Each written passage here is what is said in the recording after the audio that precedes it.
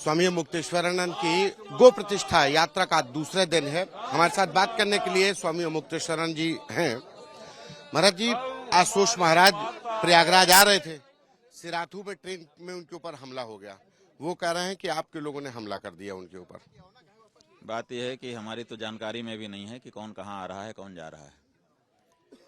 दूसरी बात यह है कि ट्रेन में हमला हुआ है।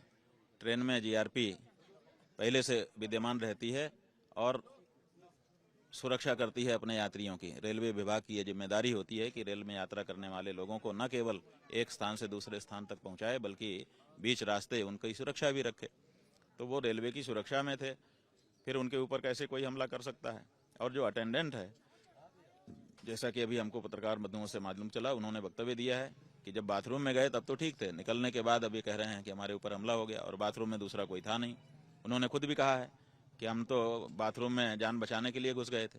तो हमला जब बाहर हुआ तो उसको किसी ने क्यों नहीं देखा?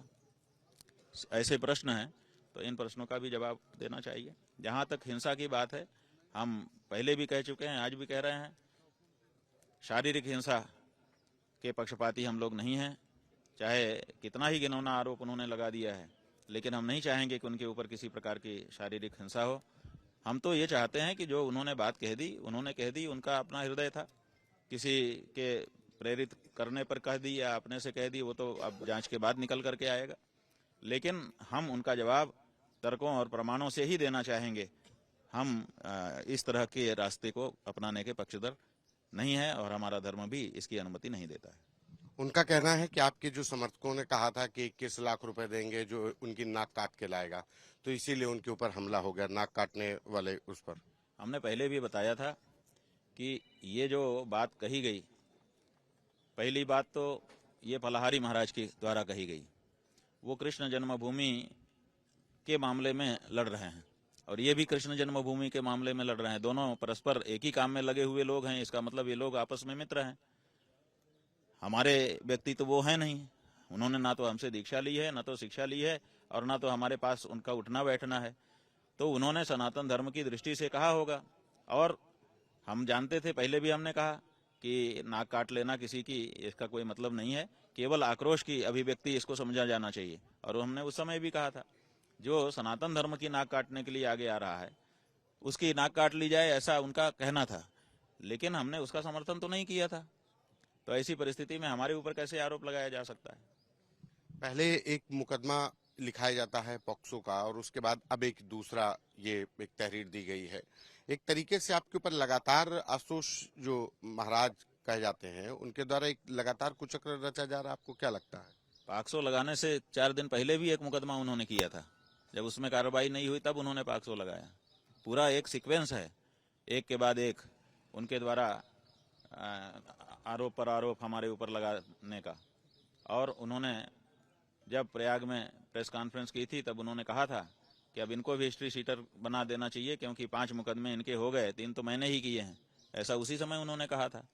तो वो हमारे ऊपर मुकदमों की बाढ़ ला करके अपनी बराबरी में हमको खींचना चाहते हैं कि हम हिस्ट्री शीटर हैं तो ये भी हिस्ट्री शीटर बन जाएं। उनकी ये कोशिश है, उन्होंने इसको सार्वजनिक रूप से स्वीकार किया है। कुचक्र है ये आपकी यात्रा को रोकने का, आपके अभियान को रोकने का। आप जी बिल्कुल, हमारे सत्य के अभियान को, हमारे सनातन धर्म के संवर्धन के अभियान को और हमारे शुद्ध पवित्र होने के आत्माभिमान को ठेस लगाने के लिए ही तो ये प्रक्रिया उनके द्वारा और उनके पीछे खड़े लोगों के द्वारा की जा रही है। तो अब ये यात्रा हमारी जो निकली है, इससे पूरे सनातन धर्मी जनता को असली हिंदू और नकली हिंदू की पहचान होने वाली है। इसलिए पूरे देश का और विदेश का भी हिंदू इस यात्रा पर नजर रखे हुए हैं। अब इस यात्रा से लोगों का ध्यान भटकाने के लिए इस तरह के कार्य किए जा रहे हैं। तो क्या इस यात्रा में आशुतोष के अलावा और भी लोग, बड़े लोग भी शामिल हैं? क्योंकि ये यात्रा तो आप सीधे से सवाल सरकार से पूछ रहे हैं। बात यह है कि हमने पहले भी बताया था कि आशुतोष नाम के व्यक्ति को ना तो हम ठीक से जानते थे, ना तो पहचानते थे, ना तो हमारा कोई लेना था, ना तो कोई देना था। वो व्यक्ति क्यों हमारे पीछे पड़ेगा? इसका मतलब है कि वो तो केवल मोहरा है, किसी का उपकरण है, उसके द्वारा कोई और ही है जो ये सब करा रहा है।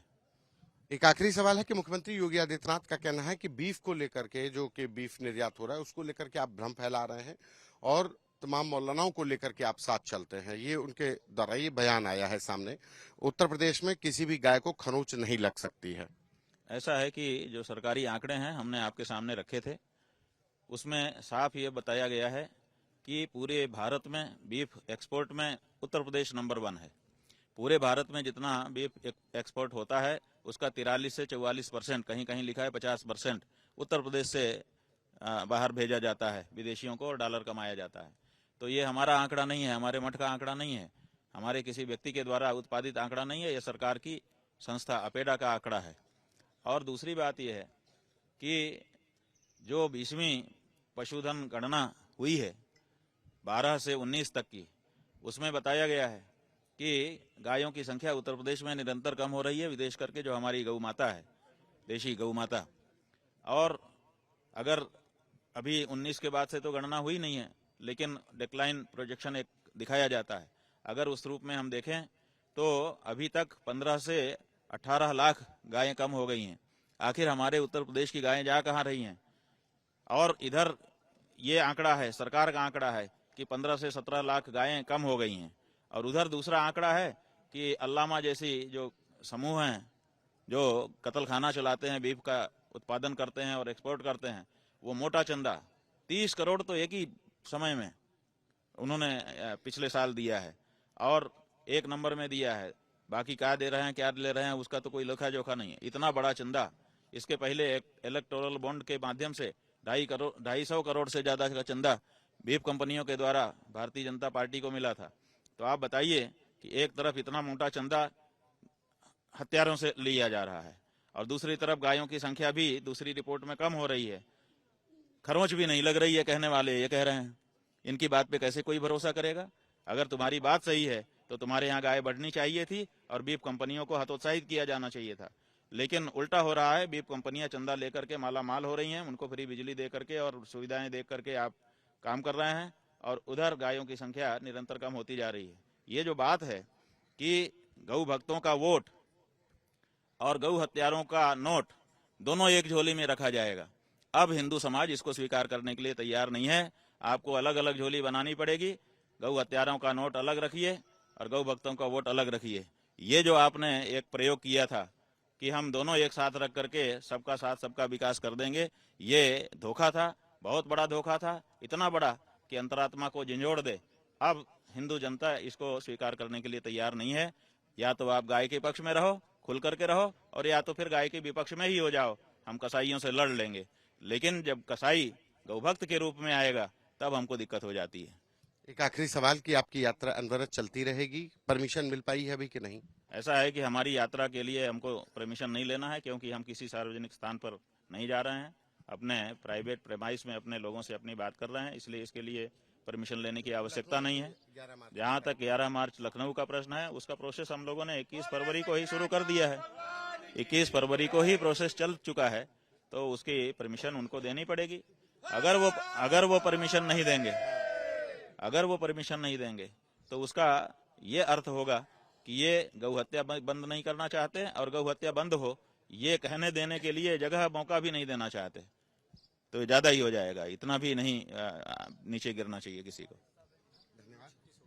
ये थे हमारे साथ स्वामी मुक्तेश्वरानंद, जिनका कहना है कि अगर उनकी 11 मार्च की यात्रा कार्यक्रम को अगर परमिशन नहीं मिलती तो इसका मतलब है कि सरकार गोरक्षकों की बात को, गोरक्षा की बात को किनारे कर रही है।